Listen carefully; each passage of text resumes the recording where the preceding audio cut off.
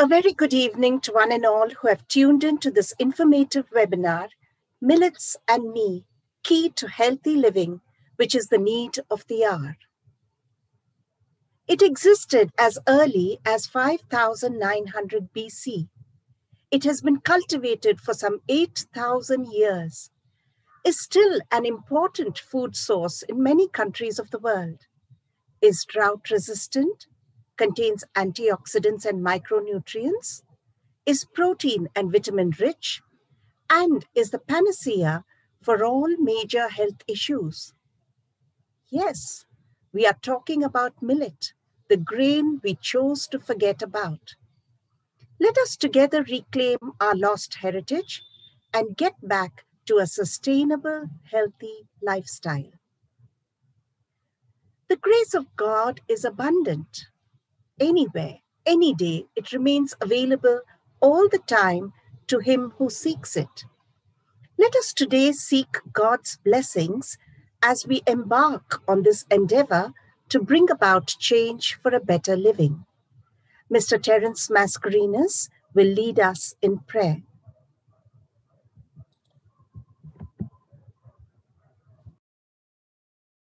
Almighty and ever-living God, thank you for bringing us together as one united family.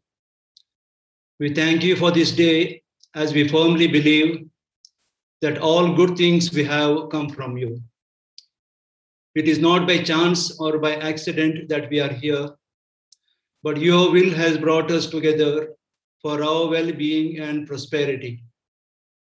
Shower your blessings on our principal, Father Sunil Fernandez, Vice Principal Mr. Uday Kumar, the Primary Administrator Father Vishal D'Souza, and on all the staff members at St. Joseph's Boys High School. Have mercy on all the children and their parents too.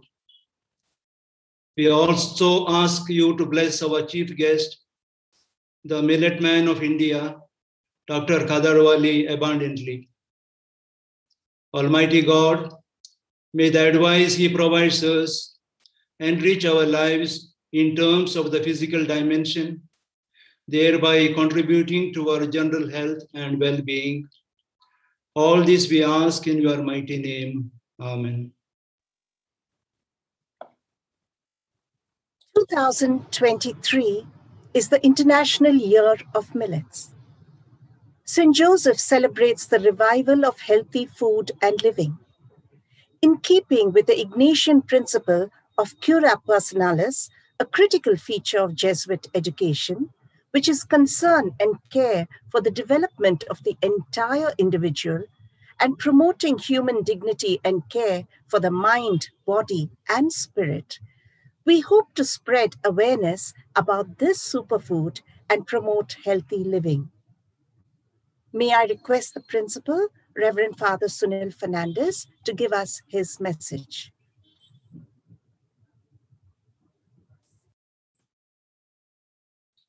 To keep the body in good health is a duty. Otherwise, we shall not be able to keep the mind strong and clear. These wise words come to us from the Buddha more than 2,000 years ago. And today, we know that good health can be obtained from our own native grains, which are inexpensive and packed with nutrition. We call them millets. The year 2023 has been declared the International Year of the Millet, and very rightly so. Long seen as the food for poor people and a coarse grain compared to the so-called refined foods that have become our diet today, the humble millet, as nutritionists around the world have proved, is actually a powerhouse of health and goodness. Having been shunted aside to make way for cash crops, which attract better prices in the market, this healthy grain began to lose its presence worldwide. However, thanks to the efforts of a good number of well-meaning individuals, the value of this grain is beginning to see the light of day. Let us do our bit to help bring back this food, once the staple food of our ancestors, back to the table. We can make a difference by starting to include millets in our everyday food. Please listen carefully. This is just not about nutrition, but also about reviving our grain heritage. A balanced approach to bring this crop back in the public consciousness will go a long way to solve some of the major food issues in the country. St. Joseph's is proud to host this webinar to create an awareness among the families of our students and the society at large. We are blessed to have with us Dr. Khader Vali, Millet Man of India. A warm welcome to you, Dr. Vali. Thank you for accepting our invitation. I'm sure we will all benefit from your experience and wisdom. We look forward to your ideas and insights.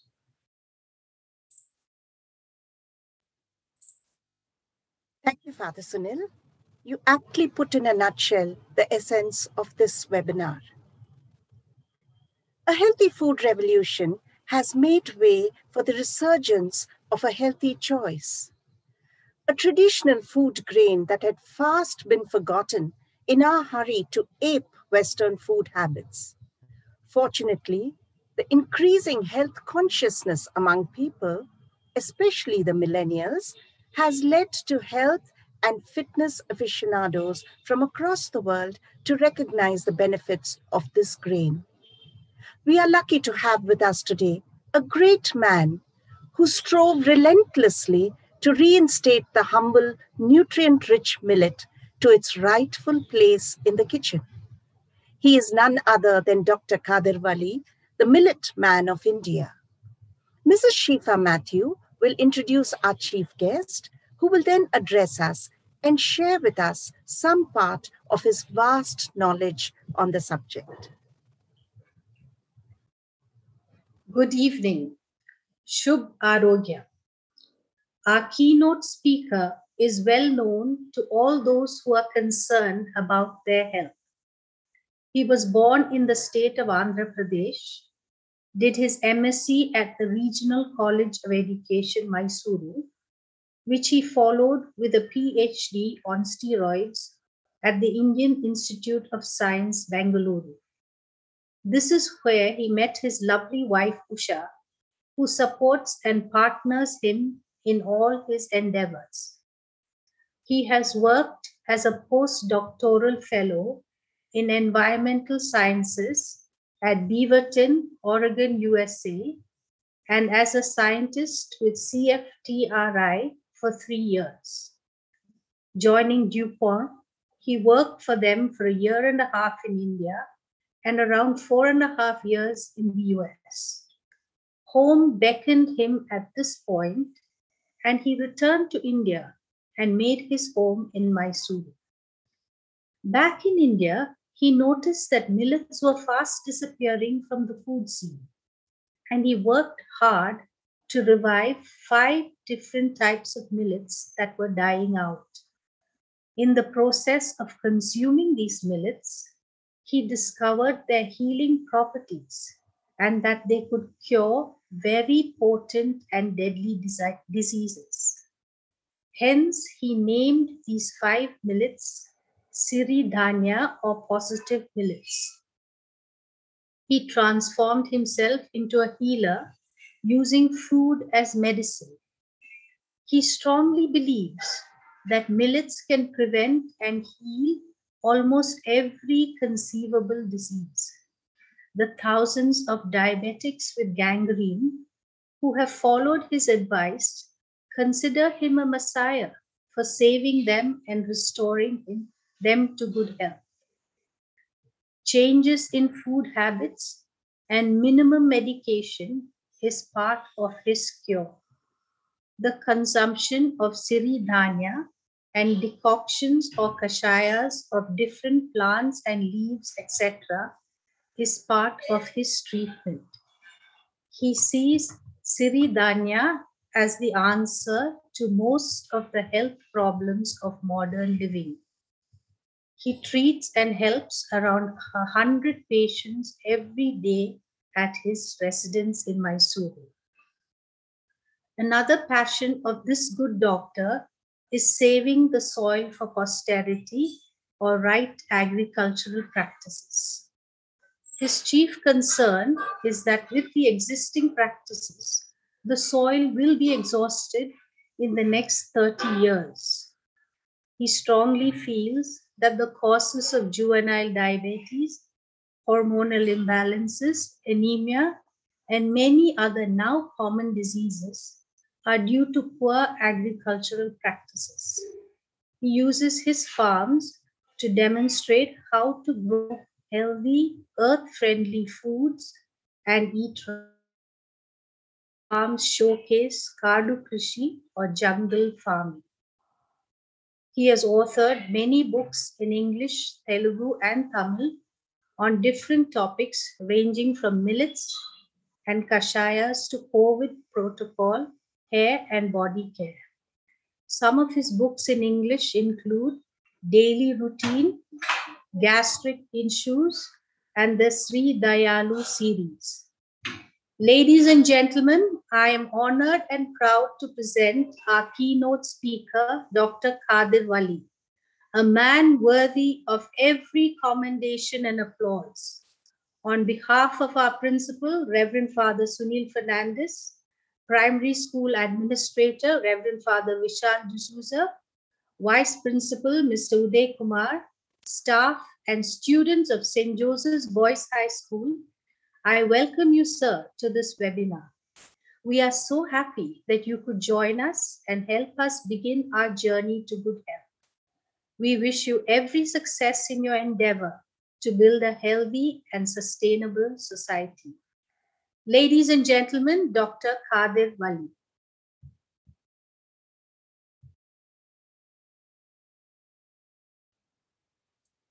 Thank you for inviting me to address the students and the parents of the school. And I'm privileged to be addressing young people, boys and girls, because that's where the future is. And to have a sustainable future, it is now we make the choices of our food production and food grains. Sadly, the world with the corporate culture, not bothering about the environment and nature, has been making consistently serious mistakes in the last 40, 50 years about our food choices and food production methods and the sustainability of the soil. All the three important aspects of human existence have been completely neglected by the corporate culture of the Western thought process. And actually is the main reason why we are facing a situation like Corona. Corona actually has been there for the long haul. It's been 1.5 years. We are struggling to get out of the clutches of Corona, which is a small virus. It is not even 20 nanometers or much less. And the science of the present day, modern science, we are not having anything better than covering our faces and noses with not even 300 micron nets. The sad story of modern science. In the beginning, there was Corona. In the end, there is Corona. There will be Corona. Viruses have been there all along, and we have been there all along. It is just that disappearing immunity in the human race has caused this big pandemic. Corona is not a deadly virus. It is a very, very simple, straightforward virus. But we have lost immunity, and that's how we are facing these troubles. And that's simply because of the food choices we have made in the last 40, 50 50 years. There is no nutritional value in the food that we are eating. There is no immunity building steps in the food choices that we have made and the lifestyle that we have chosen. As simple as that it is, that we are not yet willing to shift our food production, which is from centralized industrial way of doing things to localized sustainable methods. I only hope the corona incident strongly influences the future generations to look at the failure of this modern day so-called scientific procedures, which are absolutely not scientific in its both theoretical as well as executive way, the way they are behaving. And we have been actually successful in helping lakhs of people come out of this corona incident by simply accepting that coronavirus is not new one and it existed before, and we making our body immunity strong with the help of Siridhanya Ambali. Ambali is a simple way of cooking the Siridhanya with a lot of water soaked for a few hours, cooking in sim, in a slow fire, and then getting it to ferment and give us the fermented porridge, which instills microbial population in our gut, which is the first and foremost important required element for building immunity.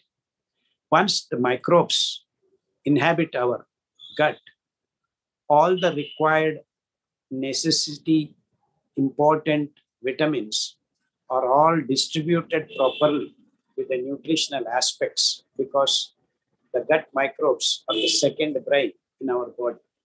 So all the nutritional aspects of each and every organ, each and every cell is recognized and fulfilled by the healthy gut microbes. So once the Siridhanya Ambali fermented porridge does that job, the remaining things fall in place. The immunoglobulins production, both temporary and long-term, are completely taken care of by producing the antigenic properties with the kashayams that we have had from nature, different kinds of leaves producing different antigenic properties, in which a lot of models are created for our immune system to mimic and take care of any kind of virus that can invade us at any point of time.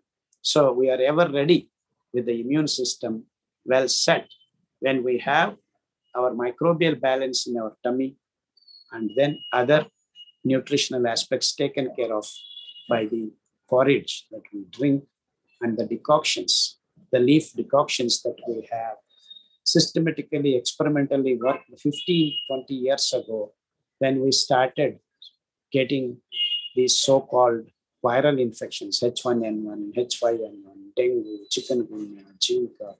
All these kinds of viruses started disturbing the health of human race. That's because human race all over the globe started losing the immunity because no one cared about this fundamental aspect of building immunity in each and every one.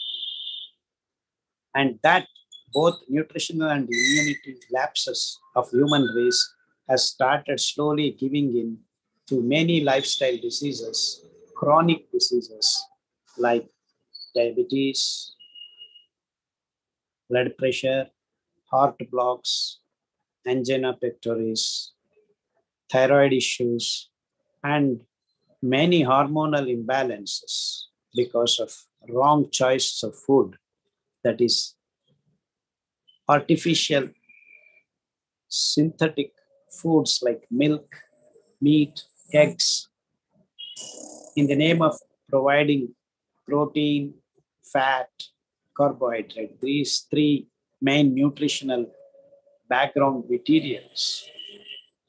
The present day modern day agricultural practices are forgotten to fulfill other micronutrients, which have been completely robbed of due to the procedures that we are using in our agricultural practices. Modern day agriculture completely filled with industrial fertilizers, pesticides, various kinds of pesticides, insecticides, herbicides, fungicides.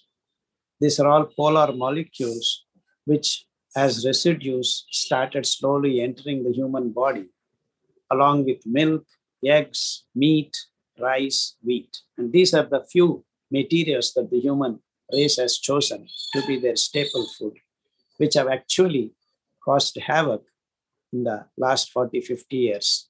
The health started degenerating, and it suited the corporate companies to create so-called sickness industry in the name of healthcare industry, and started distributing a lot of tablets and operations and so-called healthcare technology. So it all suited the money-making rackets of the present-day allopathic world, which actually slowly and steadily degenerated into a sickness industry, not able to manage simple cold and cough. And this was the situation that we are facing today in the last 40, 50 years. So I started individually looking at things and recognized that the milk that is produced by the present-day genetically modified cows in huge amounts, like each cow trying to milk 20 liters, 30 liters with the help of technologies, and declaring milk as the complete food, which in fact is the opposite, because the milk with its steroid components started havoc in the hormonal balance of human race. And then the girls started maturing at the age of 8, 9 all over the world. Now more than 50% girls are maturing at the age of 8 to 9 all over the world, which should have been 15 years of age, 14, 15. So we successfully brought down the maturing age of girls from 14, 15 to 8 to 9. And in fact, it is very sad to notice in my clinic that there are girls being brought at the age of 4 and 3 that they are menstruating, non-stop hemorrhages of the small girls, which is due to the consumption of large quantities of milk and egg, which are completely artificially synthesized by this industrial food culture. And the connection between the milk and the hormonal imbalance is still, even today, not recognized by the mainstream media or the allopathic doctors, not talking about it, has been leading cause of the source of many diseases in women. What I'm trying to communicate is, if you just stop taking milk, the animal milk, that could be cow milk or buffalo milk or goat milk, whatever, any animal milk is, animal protein is actually autoimmune disaster.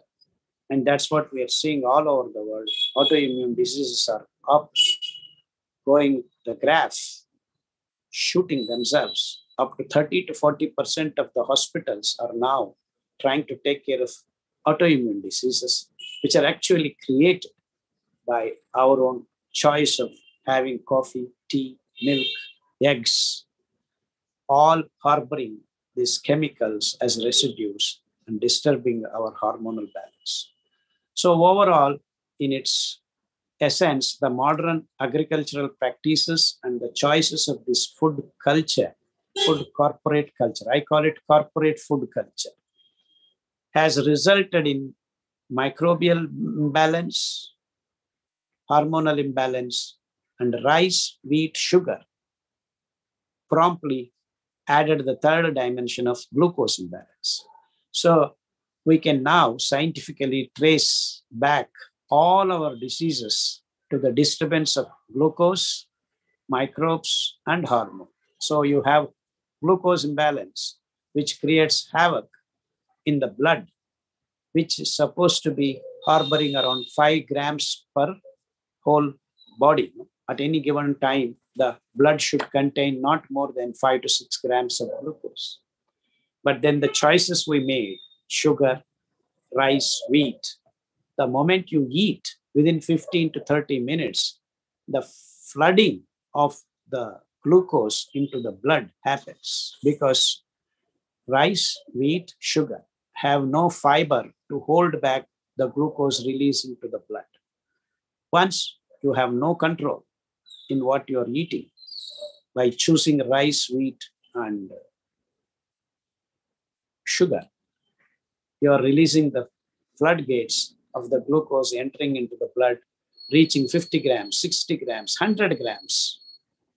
So the liver, the pancreas, the other endocrine glands are all stressed, put into emergency work to take care of this excess glucose, which is converted to glycogen, cholesterol, triglycerides, rheumatic factors, all kinds of unwanted extra amounts. And then this extra made glycogen, cholesterol, triglycerides, for example, there are many more such compounds that would be made when needed in small quantities. But then now the body is forced to make all these varieties of chemicals so that the glucose levels are brought down. This is the unnecessary emergency created by our choice of food. If only we had food that would release the glucose slowly and steadily into our bloodstream, then all these things would not happen. That means we have created a platform to create long-term chronic diseases by taking sugar, by taking rice, by taking wheat. So many people think, oh, we have been eating rice and wheat for a long time. And that long time is not more than 100 years. And within 50 years, we have reached 30% of the population having diabetes, 40% of the population having blood pressure, 28% having thyroid issues, 17% rheumatism, 18% arthritis, and I can go on. The list goes on and on. Totally now we are actually having 12% of human race is already cancer condition. And many other peripheral diseases like autoimmune diseases, nervous disorders like Alzheimer's, Parkinson's, and genetic disorders, which are increasing. Genetic disorders are supposed to be 1 in a crore or 1 in 10 crores. Now we have 1 in 100. 1 in 100. Can you believe this? And this is what has happened because our genetic cell structure is started being acted upon by the chemicals that we are consuming in the name of food. And the viruses that are onslaught, non-stop, different kinds of pathogenic viruses entering our system. Parallelly, we not building up our immunity because we started eating a whole human race I'm talking about, including tribals in Biligin Rangan Betta, Mahadeshwara Betta, started eating this industrial food. They have also become diabetic. They have also become thyroid patients. They have also become heart patients. This is the sad story of human race. So the industrial food is not recognized now as the source of our problems. Instead, the medical industry has embarked upon inventing the so-called tablet after tablet, tablet after tablet, trying to take the system peripherally correcting the symptoms, not holding the root cause of the trouble. So what I'm trying to communicate to you people is that it is simple that we declare the reasons why we are in these large numbers sick and try to correct at the root, which is not done by the present day modern world medical doctors or scientists because they are interested or connected to this corporate food culture and not talking about the real reasons. So the simple reason now for all your BP, thyroid, rheumatism, heart problems are simply the glucose imbalance. So how do we correct that? We need to get to a grain which releases glucose slowly and steady. Lo and behold, I went back and scanned all the grains that the human race was eating in different parts of the world. And luckily, all these grains, we had seeds left in our small, poor villages here and there. So when I came back in 1997, all the seeds were almost at the extinct level. So I could gather a fistful of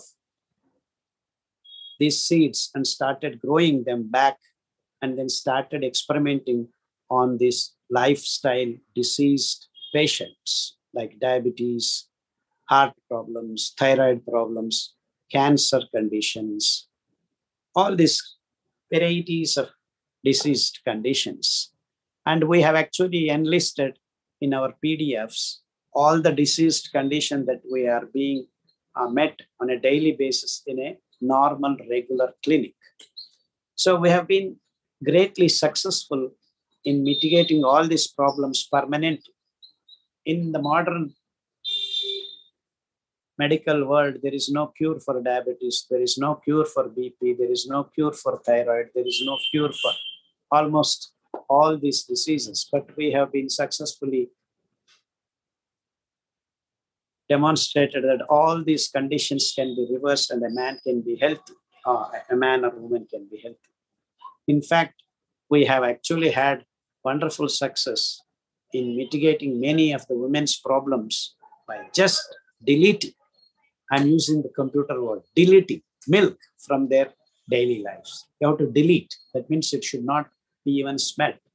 Once you delete milk, once you delete sugar, once you delete rice, once you delete wheat, once you delete egg, once you delete meat, 90% of your problems get solved.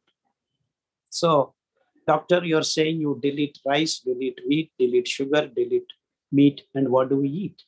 And that is the sad story of human race, that these corporate companies have systematically eliminated all over the world these wonderful grains, because these grains that we have checked, 5 grains whose fiber to carbohydrate ratio, that is, if you divide carbohydrate amount and the fiber with the fiber ratio, you get a single digit ratio.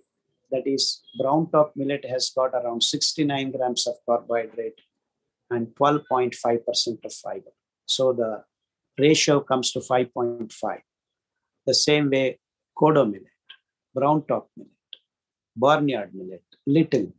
These 5 millets, the carbohydrate to fiber ratio falls into the single digit, 5, 6, 7, like that. And other grains like finger millet, proso millet, jowar, corn, they all fall into double digits, 22, 25, 55, like that. And the rice that we are all eating very gleefully is 395. That means absolutely no fiber at all whatsoever. You have 79 by 0.2 grams of fiber. That means if you eat rice, the flooding of glucose into your blood happens immediately. In fact, this is what we did when we started the experiments. We fed the diabetic patients whose HbA1c was 10 by these 12 grains we have listed in our booklet that I have sent the PDFs. I will send you again.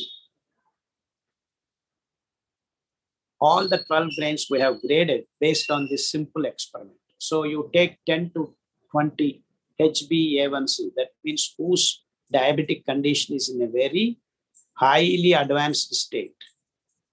They cannot retain any glucose in their body. Once it enters the blood, they throw it out into their urine. It is called renal tolerance test. So if I feed a HbA1c patient who has got 10 is 100 grams of porridge made out of rice, made out of wheat, made out of ragi, made out of brown top millet, made out of little millet. What happens is the rice porridge, after consuming 100 grams, you see the glucose shooting up in his urine in a matter of 1 hour.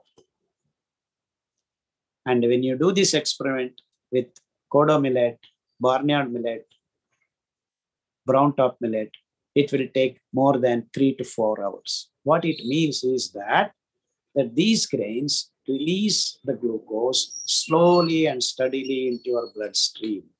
And that is solving the problem at the root level. That means once you have the control. So what is millet? These 5 millets doing to you? It is regulating the glucose in your body. So by choosing the right choice of the food, you have controlled the basic platform for disease causing is the excess glucose released into the body of your bloodstream. So once the bloodstream's glucose level is controlled by the food that you are eating, and all organs are in place doing their regular job, no emergency work. So the system is in place, working, doing things in a coordinated, synchronized fashion without any trouble. So the glucose imbalance, which is the most important cause of all the diseases, is taken care of by these 5 grains. On top of that, these grains contain the high amount of fiber, which is completely lacking in wheat and rice. Also does one of the most important jobs that a food material has to do is to clean up the body, each and every part of the body on a daily basis, because this fiber takes away all the morbid waste produced on a daily basis due to various biochemical reactions at various levels. Hence, keeping your blood, keeping your internal organs, keeping your nerves, keeping your plasma, keeping your lymph, everything clean on a daily basis, because the fiber-rich millets provide the fiber which is soluble and insoluble. The insoluble fiber lodging itself in the large intestines and rectum, allowing things to happen and doing the quantity and qualitative act of cleaning. And the soluble fiber, which is going through all the body parts with the help of bloodstream, because it is soluble, starts collecting all the morbid waste. What is this doctor talking about morbid waste? So I'll give you a simple example. Now you take air, you breathe in, and you breathe out. What's the difference? You have higher oxygen content, the air that goes in, and the air that comes out, you have carbon dioxide. Where did this carbon dioxide come from? That comes from, again, the glucose that is in the blood is given to each and every cell to be converted into carbon dioxide and ATP. ATP is the biological energy molecule. The glucose, which is a chemical energy molecule, is converted into ATP by releasing carbon dioxide. See, now it has taken oxygen in and released carbon dioxide. Now, what if we keep carbon dioxide inside the body? You cannot, because carbon dioxide is a poisonous gas which has to be eliminated minute by minute, second by second. If that doesn't happen, we're going to die. It is that caustic and dangerous. So every chemical reaction, as simple as glucose converted into ATP, releases carbon dioxide. That's a very poisonous material. Of course, many of the biological chemical reactions, biochemical reactions, may not release this kind of deadly poisonous gases, but they do to some extent or the other toxic waste, which has to be removed. And to remove this toxic waste, you need the fiber. And that's where our modern day food choices have done us in. We do not have any such fibrous content in the food that we are eating presently in the last 30, 40 years. And that's why we are facing all kinds of problems, including genetic disorders are showing up, because these unwanted toxic morbid waste are triggering the genetic disorders. So it's not your genes, it is the epigenetics, it is the food, it is the chemicals, it is the way we are doing things is what actually is the cause of trouble. So what I'm trying to communicate to you is that even these genetic disorders are actually the result of the food that you have chosen. So ultimately, I think I've taken a lot of time. We have to understand that if your food is right, then there is no need for medicine. And if your food is wrong, whatever medicines you take, they are not going to work. And that is the condition the whole world is today in. So we need to be scientific in understanding why the diseases are appearing in the first place. And only if you correct that, you can be out of danger, out of trouble, out of disease. So if you do not understand that food is the source of all your problems, you are not going to be healthy at all. So to be healthy, what is the foremost important thing that you need to keep your eyes on? It is the food. And the present day, modern day scientists, either doctors or the so-called food corporate culture, is not talking about this. And this is the serious problem, actually. And why have we forgotten these wonderful grains? Because of food corporate culture. They do not want us to be eating these wonderful grains because you will not fall sick. We have demonstrated this in the last 20 years. People who have been eating these wonderful grains have never fallen sick, period.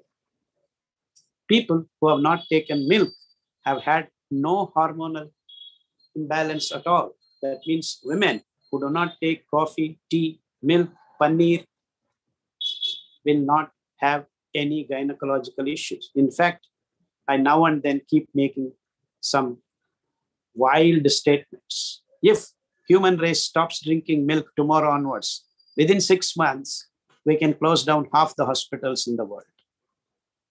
And if we stop eating rice and wheat and sugar, we can close down next 40% of the hospitals, because we have taken care of glucose imbalance, we have taken care of hormonal imbalance. And once we do this, the gut microbes are taken care of by taking fermented porridge. I can guarantee we can close down all the hospitals, keeping some ICU units for emergencies like accidents and this and that kind of emergencies. It is so simple. Actually, health is a very simple and straightforward business if you understand your food and your digestive tract and the hardware that God has given us. So as simple as this, it looks like, but it is very complicated to change the human habits, because we are brainwashed for the last 100 years that this is what it is. Milk is complete food. You need a lot of protein, and you don't need more protein than 5% in your food. That means if you're taking 100 grams, you need 5 to 6% of it is to be protein. That's all, because that's how nature works. You take your body, you analyze, you have only 5 to 6% of protein that you can make yourself. As simple as this. So we have actually tabulated do's and don'ts handbooks. We have handed over to various organizations, various strata of our human population in India. And with the onset of YouTube and social media, we've been able to circulate all over the world. And we have been getting a lot of reports saying that they are healing themselves just following the protocols for various diseases. We have actually enlisted more than 140 to 150 diseased conditions from which you can come out following the protocols. Very simple, straightforward business of minding your food, nothing else. So if you want to be healthy, you mind your food. Be aware of what you're eating and what you're not eating. As simple as this. We have actually simplified our existence to be very healthy. And lo and behold, these 5 grains do not require any natural resources to grow. You just need 4 rains. No need for fertilizers, no need for pesticides, no need for any insecticide, nothing. In fact, the soil that is deranged due to the agricultural practices of modern day agriculture, intense waterlogging, intense fertilizers utilization, intense pesticide utilization has caused damage to our soil, killing all the microbes in the soil, which actually help the crops to grow, have been completely decimated by the fertilizers and pesticides that we are using. So to bring back the fertility of the soil, the best method is to start growing millets, which actually help the soil to regain the fertility. And that we have done a lot of experiments and called jungle forest agriculture. I will just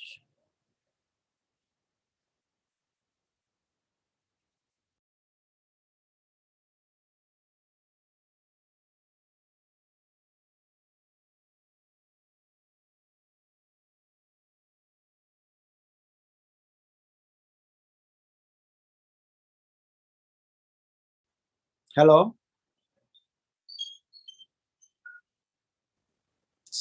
Yes, sir, we are able to see your slide. See the screen? Yes, sir, okay, we are able to. I'm not able to get the frame. Something wrong with my phone. Yeah, that is the screen you are seeing is the completely spoiled place. We have built a forest and then grown 28 kinds of crops. You can see the layers after layers in the screen. Can you? Yes, we can, Doctor. Yeah. So that's the kind of work we have done and trained a lot of farmers to do this. And you can grow food from unfertile lands. That means 80% of non-irrigated land is available for food production for human race on this planet, but we are not using it because we are eating rice, wheat, and sugarcane, and then the products of that to feed the animals and make meat. So we are actually restricting ourselves to only 10 to 15% of irrigated land for food production, which is going to be very difficult in the future coming days. So the human race is going to face trouble if we continue to choose our food as rice, wheat, and meat and milk. Instead, if we choose the 80% non-irrigated land to produce food, we can produce food for more than 70 billion people even today. Just India alone, with the water that we are using to produce rice, in just Bihar state, we can feed the whole Indian continent of 1.3 billion people. See, that's the kind of ratios that we are talking. So that means if we use the water content to grow food for 1.3 billion people, we can in fact feed 13 billion people.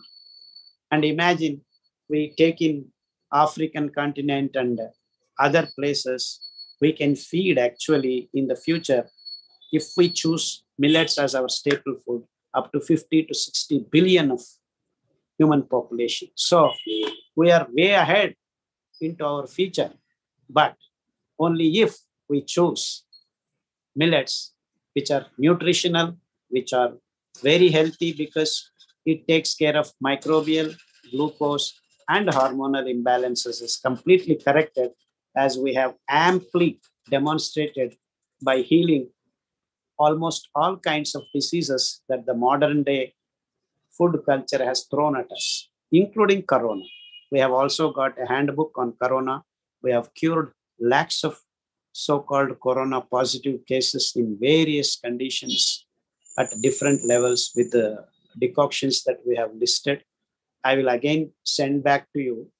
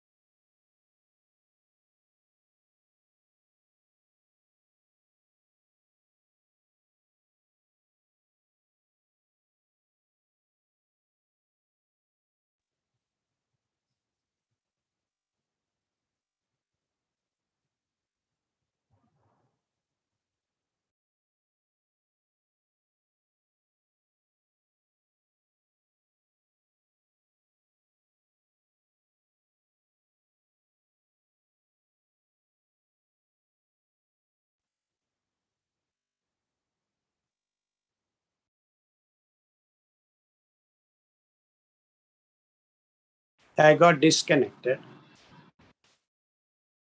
I'm okay now? Can you see me? Yes, doctor, we can see you. Okay. Or should I turn? You should turn it, sir. Have to turn it, yeah. Okay, so that's the kind of simple work we have done to alleviate the problems of the health as well as the soil fertility, reversing the soil fertility. So it is a simple thing that if we choose our food right, our soil can get back to healthy condition and we ourselves can back to healthy conditions. So besides that, we can save the resources of the planet for future generations, because the water that we use for producing sugarcane for 1 kilo is 28,000 liters. And for meat, it is 50,000 liters. On the contrary, our Siridhanya take 200 to 300 liters per kilo. And that is the beauty of the things. So we have God's grace, everything falling into place. It's just a matter of our choice that decides future generations' well-being, both in terms of the environment, nature, as well as their particular health. So we don't need this sickness industry ruling us. We don't need this allopathic, so-called scientific. I use the word consciously so-called scientific because they are not scientific at all. But that is projected as the most advanced science because they are selling technology. MRI, CAT scan, this scan, CT scan, whatnot. And the technologies are not going to give you health. They can only scan your brain, but what is stuck in your brain cells, in the neurons, they are not able to remove. You cannot shoot with your laser or whatever you want. You're going to create more and more damages. And that's what has happened all over the world. In the name of chemotherapy, in the name of this, in the name of that. We are not actually resurrecting the health. We're in fact going down deep into a big hole where we are not able to bring out our patients. Especially Corona has proved. They have used umpteen number of chemicals, this steroid, that vaccine, this vaccine. Now you see with the vaccines, they are not going to stop. They want to have third booster, it seems, because 2 vaccines are not enough. They are not producing antibodies because the system is not responding, because your body is not able to make antibodies, because your vitamin B, your vitamin C, your vitamin D is not in the right place. Without these 3 factors falling in, you cannot have immunity. So we need to get back and see the sun, be in the sun. And present day, modern day living is completely making everyone not to be in sun. They are not getting up in the morning. They are not eating right. They are way into the night, 12 o'clock, 3 o'clock, and always with gadgets, disturbing your neuron patterns and creating more havoc in the body. all these things have to be put in place if you want to be a healthy, happy, living individual. So we have actually enlisted all these do's and don'ts for a common man to be how to be healthy, because present day scientific world has actually damaged the health of the individual as well as health of the planet. So the solution we have figured out is to get back to our original local grown food materials. And what it means is that we don't need to eat strawberries to fulfill vitamin C. We have to eat our guava fruit. We have to eat our lemon. We have to eat our mango. We have to eat our kenaf. Let Canadians eat strawberry. Let England fellows eat strawberry. Okay? Let Italians drink olive oil. Let us have our sesame seed oil, our coconut oil, our groundnut oil. And we are producing these oils. And this is the last piece of the puzzle for our health, that we have been, in the name of food corporate culture, drinking the mineral oil, thinking that it is our oil. There is no oil at all. It is the lower octane, that white, transparent mineral oil is completely mixed with 10% or 15% of oils, including olive oil. They claim olive oil is good for you, but are you getting the real olive oil? There are no olive trees on this planet. Even to give a small city like Mysore, if they are all using olive oil the way they are projecting, there are not enough trees on this planet to give you that much olive oil, which is consumed by Mysuru alone. Forget about Bengaluru, forget about Mumbai, forget about New York. So where are we getting this oil? Olive oil, people are claiming, is very healthy. Yeah, olive oil is healthy. The same way, our Niger seed oil is also healthy. Our groundnut is all healthy. Coconut oil is also healthy. But in the name of producing in large amounts, we have converted ourselves into a diesel industry reminiscence. The left out is being packaged in the name of olive oil, in the name of coconut oil, with little corrections, with flavor chemicals. And we are all happily taking this oil, thinking that we are taking the right oil. And that's what is causing enough damage to our neurons and nephrons. So many neurological problems, many nephrotic syndrome. That means young boys and girls at the age of 20 to 40 are not able to hold their urine.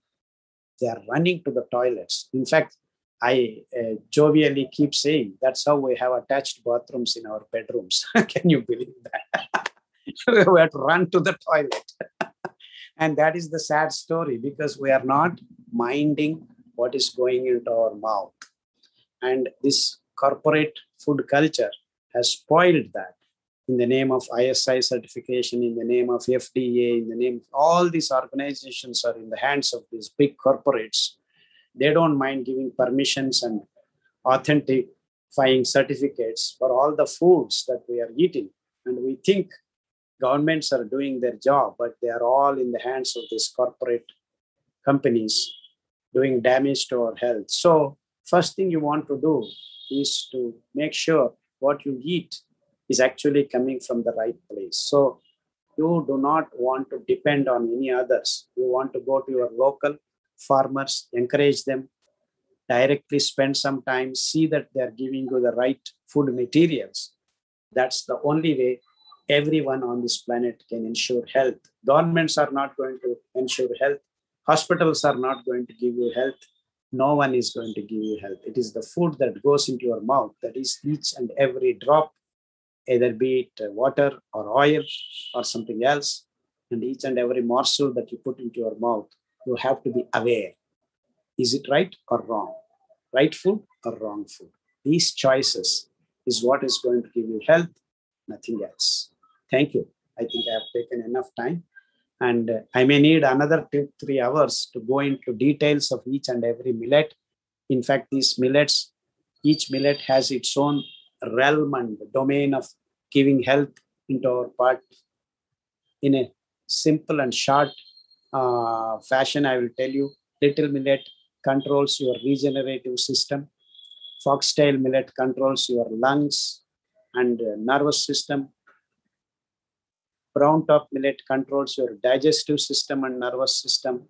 Kodo millet controls your immune system and blood production, all four components of blood production in your body.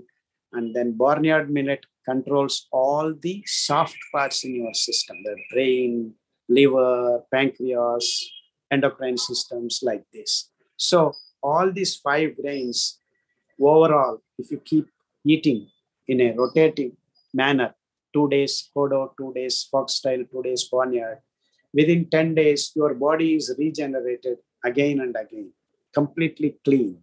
So our regenerating cells have to be completely healthy so that you can live healthily as long as you live. So even if you are 70 years old, if you are living, you would look like 40-year-old. Your skin emanates shining, you are healthy, and your movements are not restricted, even if you are at the age of 60 or 70. Say, I'm 64 years old. So my hand movements, my body language still is as if I was 40 years old or 30 years old. I can climb Chamundi in 30 minutes, which I was doing when I was at college, going to college in Regional College of Education, Mysore. Just last week, I went and climbed. I took 31 minutes, though I have not been practicing. So if I go daily for another week, I can climb in 28 minutes. See, that's the kind of health you can sustainably give to yourself when you practice the right food and right food practices. And hence, if you keep vitamin B, vitamin C, vitamin D, these 3, vitamin D is free for you. You have to get up in the morning and meet Dr. Sun, SUN, for 15 minutes. He gives appointments for everyone every day, but we are not interested. And that is the first mistake we are doing. And vitamin B, by taking the fermented porridge on a weekly basis 2 or 3 times, you're going to maintain the microbial gut very healthy, gut microbes are going to healthy. Vitamin C is, as I told you, let Canadians eat strawberries, we'll eat our lemon or we'll eat our mango. All this vitamin C complex is there. So these 3 are falling in place. You can prevent any virus. Now they're talking of Zika, they're talking of other virus. Doesn't matter, whatever virus name. Deadly viruses can be prevented by keeping these 3 in place. So fermented porridge of Siridhanya, meeting with Dr. Sun, and vitamin C. All things will fall in place. And eat different kinds of vegetables. I will take another half an hour to talk about vegetables and greens. Maybe next session we will do that. So in short, this is the way. And it is very simple, which I have been practicing for the last 40 years and I have never seen a doctor, including myself. I have never taken any medicine. And there are thousands of people who are following these protocols and procedures and not seen doctor for 15 years, 20 years, 30 years like that. And that is what we call health. Not going around hospitals on scheduled or doctor's appointment, this appointment. You don't need to waste your time going around the hospitals. You just have to mind what goes into your mouth and what is being cooked in your kitchen. So it is the kitchen that you need to worry about, not the hospitals. Thank you. Thank you all. Thank you so much, Dr. Vali. Your passion and determination to bring Indians on the right track to a life of good health and wellness is highly appreciable. We do understand that the wrong kind of food that we consume is the cause of all our health issues. Let us get back to locally sourced food and traditional habits. A change in food habits is a major conscious decision which impacts the entire family. The long-term benefits are indeed many. However, in order to take this step, there are a number of questions that arise in one's mind, and Dr. Vali has very graciously agreed to address them. over to Mrs. Ranjana Monappa, who will navigate this question and answer session.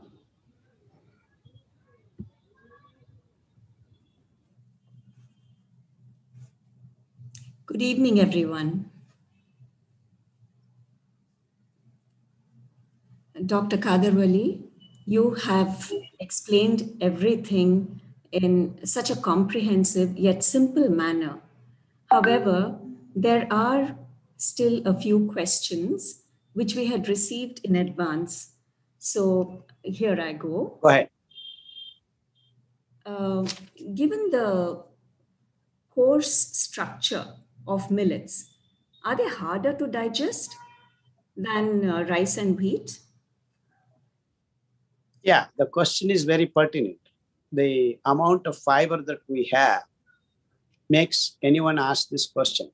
And it is the cooking methods that make this question possible, because people with the no fiber, especially in wheat and rice, have been with this corporate food culture, have been cooking without any trouble. Just soak it in hot water, your rice is made.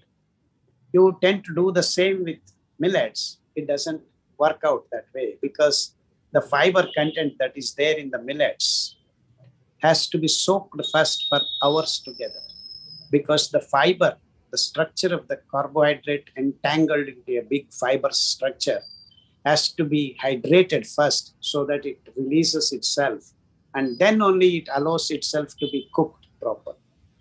So, and in fact, that is the reason why we call these grains as coarse grains, because it takes some effort for the water to enter. And even if you make it into flour, you grind it in a flour mill and make a flour of millet flour. Even the millet flour is not devoid of fiber. The fiber and carbohydrate are still connected chemically. So you cannot say that I have made flour and I will not soak it. I will just mix and make. No. The flour, the fiber has to be soaked again. If not 7 to 8 hours, you have to soak at least 2 hours. So once you do that, then the coarse nature of the content is completely softened. So the coarse becomes soft once you soak the material. So the first and foremost important thing is to change the cooking method. So that's why I told you, even when you make fermented porridge with rava or even flour, you need to soak it for 6 to 8 hours. Once you soak 6 to 8 hours, even a baby of 6 months old can digest this food. And that's how we should cook. And sadly, the pressure cooker, the present day cooking technologies are trying to make people believe that they can cook in a go like that. 2 minutes noodles, 1 minute this, 3 minutes that. You see, these are the kinds of advertisements you're seeing. So you think, oh man, I have to wait.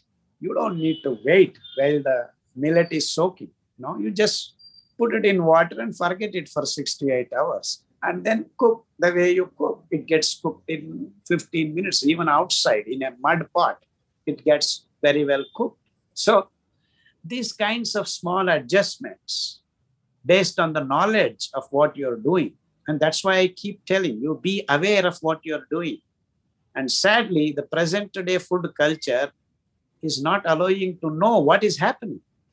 You are all geared up to cook in 1 minute, 2 minutes, and, you have microwave, throw it, and then, no, you're all busy doing other things, not bothered about food. In fact, I keep telling people, think of the food, cook the food properly, keep at it, concentrate on the food, eat it well, enjoy the food. These are the prayer steps you need to. See, food is the most important aspect of one's life. And you cannot neglect, because you're eating all the day. 3 times or 2 times or 1 time a day, you have to eat to sustain. And do it with mindfulness. Enjoy it step by step. And that itself gives you immense health. When you know what you're eating, when you're enjoying your food, your health is half given for you. So this is the answer for your question. So know your food, what you're doing, cook it yourself, you will enjoy it. Thank you. The next question is, when switching over to a diet of millets to replace rice and wheat, should it be a gradual shift? Because some doctors recommend that one should have millets only twice a week. No, they are talking in ignorance or arrogance, one of the two. Because this food has been the food of human race for thousands and thousands of years. It is that the corporate food culture scientists and doctors talk like that. There is nothing to do with that. If you cook your food right, you can overnight, tomorrow onwards, you can be on millets all the time and without any problem.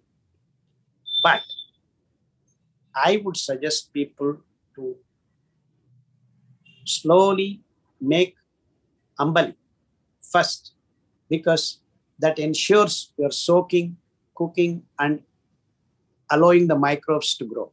The problem with all of us is that when you do not have the microbes in place, the second brain, I call it second brain, it knows what nutritional aspect should go to which place and all that.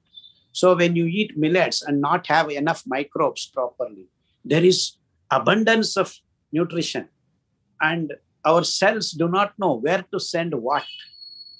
And there is a confusion. So I keep telling people not to keep eating rice, but first for 3 to 4 weeks, be on fermented porridge so that your system knows what to do with the enriched nutritional value food. You see the point? So we have lost the gut microbes because of eating rice, wheat, sugar, all this. And that is the transition you need to make. This is the scientific transition. It's not that you cannot eat millets overnight. You can stop all the time, all this rice, wheat, sugar, and switch to millets. But when you switch, the scientific transition should be, first you fill the microbes in your tummy, which we have lost because of the unscientific way of eating food. So correct it the right way. Within 3 weeks, you can start eating roti, mudde, rice, whatever, palav, everything you can make out of these grains and eat. But only thing is, soak it well, cook different kinds of dishes, eat well, and enjoy your health. So the transition should be, we have lost microbes, first fill them. So for 2 to 3 weeks, eat fermented porridge, and then you can enjoy any kind of dish that is made by cereal. This is the scientific answer. Thank you. Doctor, the next question is related to Ambali. So what is the name of, what are the names of the 5 Siridhanya millets, the local names, and how? Kannada. Yeah, Kannadadalli, foxtail millet is called Navane. Podo millet is called Arka. Barnyard millet is called Udal. Little millet is called Samal. Then last but not the least, brown top millet is called Korle. These 5 grains you soak well overnight and cook in the morning in a mud pot. Tie a cotton cloth, keep it for another 6 to 8 hours. In a place like Bengaluru and Mysore, 8 to 10 hours you need to produce the microbes that are required for the fermentation. And then after 8 hours of fermentation, you can consume it for the next 12 hours without any problem. So that is Ambali. Ambali is a local Kannada word for fermented porridge. Ambali happens to be the same word in Telugu also. I think in our local Southern Indian languages, it is Ambali. And North India, it is called Khameer. A fermented porridge is known as Khameer. Thank you. Dr. Ragi is known to have a cooling effect on the body. So is there any truth in the belief that it can cause colds or sinus, especially in little children? or is it just a myth?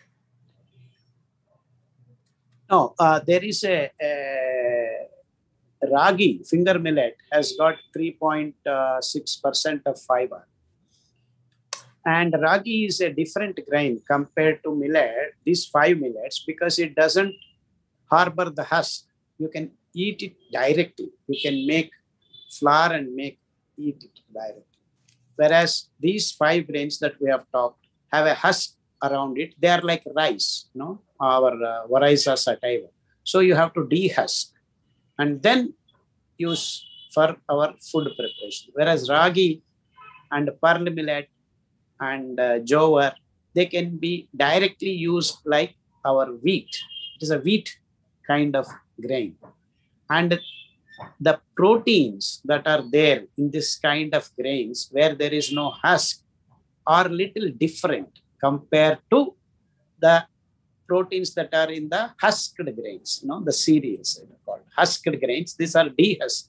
The grain itself is dehusked. When you harvest, you get it like that. So this kind have a different set of proteins. The structure of protein is different. So the digestibility of proteins available in these grains determines the way you feel. So it is that makes ragi little tough, not otherwise. The fiber is good.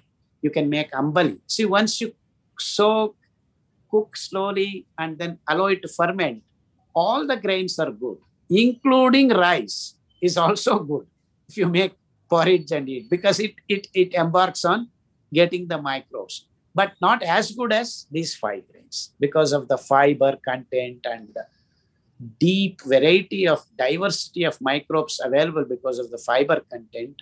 You can never compare with these 5 grains.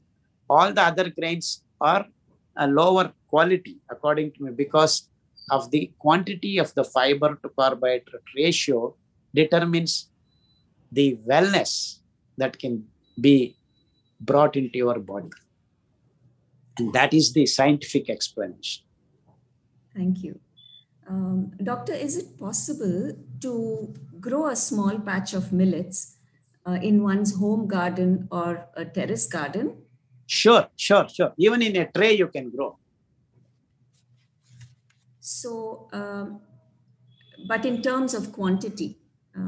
Quantity, of course, because it is staple food you cannot get. See, you need 1 acre of land to produce around 10 quintals of food. 10 quintals of you get enough.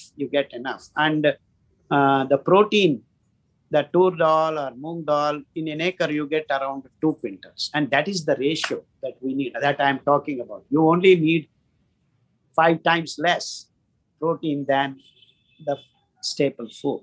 And that's how actually nature decides. Even if you analyze your body, it is 5% only. But we are eating in the name of proteinous food, too much of protein and taxing our kidneys. And as I told you, neurons getting defects.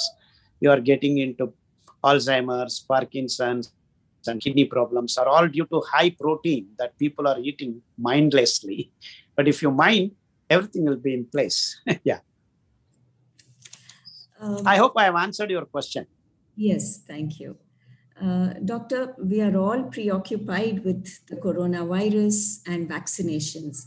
Since vaccinations are not yet ready for the very small children for that age group, will eating millets or including millets in their diet? And, believe me, there is no need for vaccination for anyone, as I have been talking about it very clearly. And vaccination is not going to help anyone. It has not helped anyone. And in fact, Supreme Court recently, June 26th, has released an order saying that no one should be forced to vaccinate because they have found vaccines are not helping much. It is just this food corporate culture is claiming that they are helping, but they are not helping. In fact, 4 days back, a Danish team and an American scientist have clearly published that vaccinations are a biggest scientific mistake that human race is committing.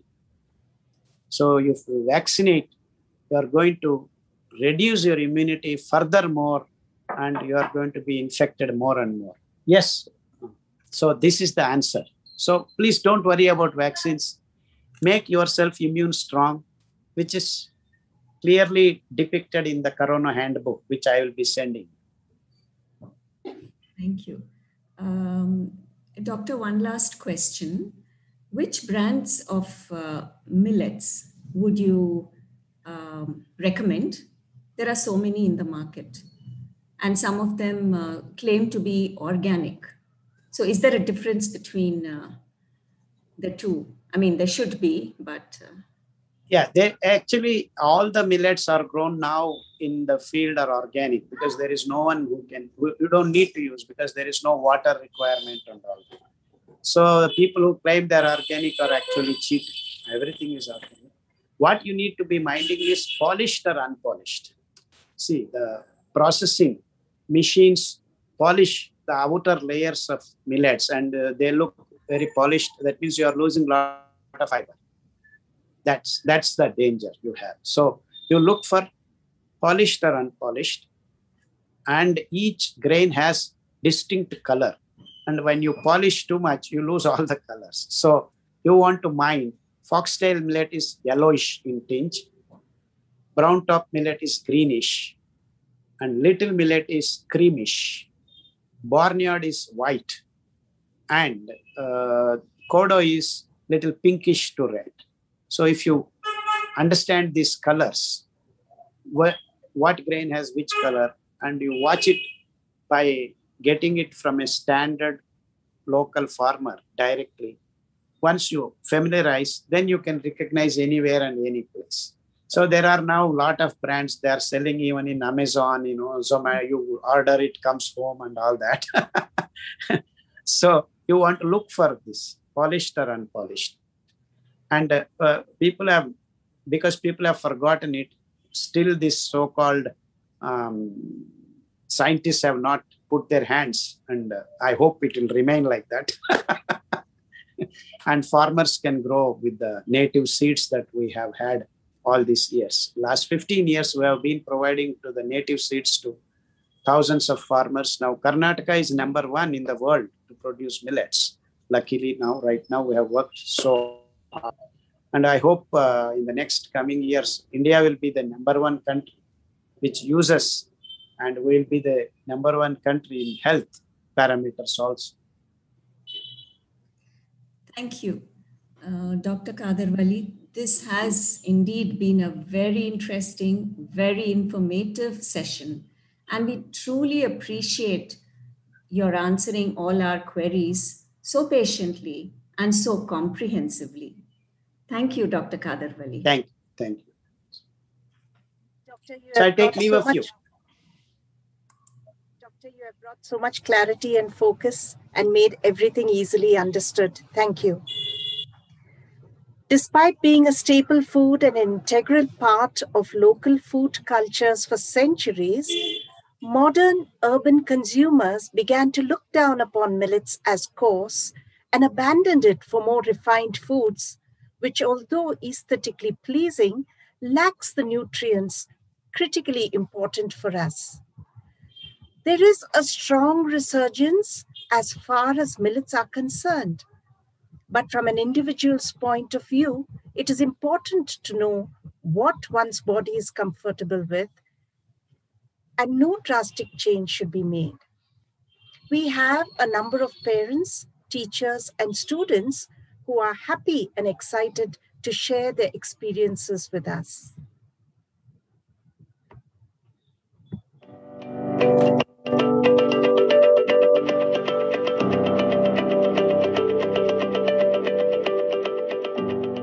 My family has been consuming millets since the past 4 to 5 years. It was my father who came up with this initiative on coming to know about its various health benefits. We gradually substituted rice with millets while preparing delicious South Indian dishes like idli, dosa, pongal, bisibeleva, to name a few. We also use millets to prepare cutlets without compromising on taste. The use of polished rice devoid of nutrients, maida, also known as slow poison, refined oil which converts healthy fats into unhealthy trans fats, all cause long-term ill effects leading to obesity and several other health problems. On the other hand, millets are nutritious and rich in fiber. The use of millets help in improving the metabolic rate and nutrient absorption in the body, which plays a vital role in maintaining a healthy body weight and achieving excellent physical and mental health. Hi everybody, my name is Fihana and I am 7 years old. Hi everybody, my name is Prahan, I am 4 years old. We have been drinking millet porridge instead of milk. We have been loving millets since 1 year. We love the taste of it when curd, ginger juice, coriander and salt is added to it. We make many dishes out of millets like bisibelebath, dosa, idli, cookies, etc. In our home, ragi is the easiest breakfast available every day. The kids toss in fruit, and sometimes I make ragi cake because ragi flour is way healthier than maida flour. Sometimes I make ragi biscuits. So the benefits of ragi are that it contains calcium, potassium, and loads of other things. Our family seems quite happy consuming a lot of ragi. So let's ragi. I've been consuming ragi since my early childhood. In my home, we have ragi porridge as our breakfast menu. Sometimes we alter with ragi puttu, which is a steamed dish consumed with grated coconut and plantain. We sometimes make ragi mudde, or otherwise called as ragi ball, which is a very famous South Indian dish. The other millet that we consume in our house is jowar. We prepare jowar roti. This is our family's all-time favorite dish, the jowar roti prepared with garlic, chili, and coriander leaf. The other dishes that we prepare with millets are bisibelebath, bangibath, or prepare just like rice and have it with any curry. I prefer millet rather than rice or wheat for my family because millet is a gluten-free food and it is very rich in calcium, potassium, iron, and other vitamins. Millet is also a prebiotic food which helps to grow good bacteria in the digestive system. It also helps in reducing bad cholesterol. It helps in regulating the blood sugar and also helps in reducing weight. Thank you. Millet, millet, millet. Millets are replaced wheat and rice in our kitchen at home. I was inspired by the talks and write-ups of Dr. Khader Vali and found millets are the solution to many health problems. These are highly nutritious, non-glutinous, and not acid-forming foods. They are soothing, easy to digest. I have no health problems. I am encouraging you to switch over to millets. Thank you. It was so interesting listening to them. Their experiences clearly point to the fact that millets are slowly but surely gaining popularity. It is up to us to make them mainstream again. The food you eat can be either the safest and most powerful form of medicine or the slowest form of poison, said naturopath Anne Wigmore. Then what is stopping us from benefiting from this miracle food? The greatest gift you can give your family and the world is a healthy you. The Vice Principal, Mr. Uday Kumar, will give us a short message.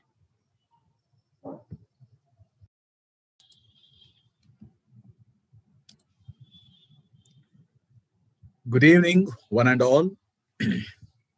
I'm certain that listening to all the wonderful things that Dr. Khader has to say about millets and watching videos of people of all age groups endorse the same has sparked off an interest in the superfood. Today, health has become a preoccupation for most people, and we have come to realize that maintaining a healthy lifestyle is in our own hands. I remember one or two lines of the poem that I had learned when I was in the primary classes.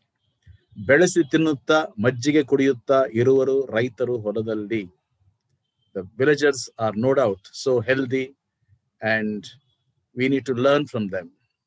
The concept of gut health is gaining popularity and it has been proved beyond doubt that millets promote this in a big way. With the state government championing the cause, millet awareness is spreading and it is being recognized worldwide as a versatile grain with super health benefits. It's heartening to see the interest shown by parents and students. Let us work together and do our bit by including millets in our diet, thereby reaping the double benefit of ensuring long term health benefits and spreading millet awareness in wider circles. In keeping with the Jesuit principle of working for the good of others, we hope the ripple effect will gradually bring about a positive and much desired change in community food habits. Thank you very much. Thank you, sir. Health is indeed a top priority now. Maintaining health is indeed in our own hands. When things change inside you, things change around you. Millets are one of nature's best gifts to mankind.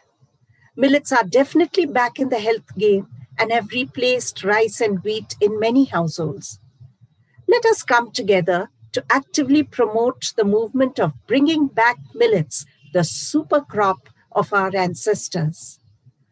On the screen, you will see a QR code which you may scan to see some very interesting recipes using millets. Testimonies and recipes can be viewed at milletandme@gmail.com. The link is also available in the description of the video.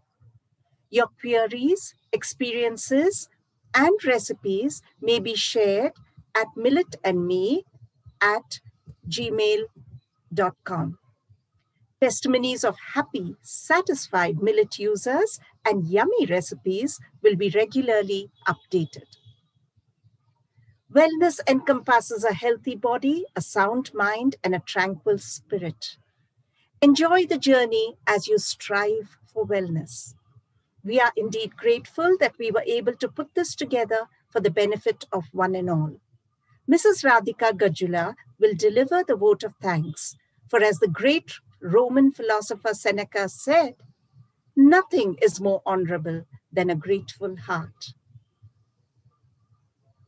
It is said that gratitude makes sense of our past, brings peace for today, and creates a vision for tomorrow. At the end of this very informative webinar on millets, we are indeed left with a vision of a healthy future. Our keynote speaker, Dr. Khader Vali, so eloquently explained all that we need to know about this Nutri cereal. The Josephat family is grateful to you, Dr. Vali, for accepting our invitation and educating us about millets. We will now be able to make an informed choice and make the necessary lifestyle changes. Thank you so much, Doctor. Our principal has always encouraged and guided us in all our endeavors, and we are thankful to him for giving us this opportunity. We are grateful to our Vice Principal and the Primary Administrator, Father Vishal D'Souza, for their support. Thank you, parents and students, for your cooperation. You are an integral part of every program and event.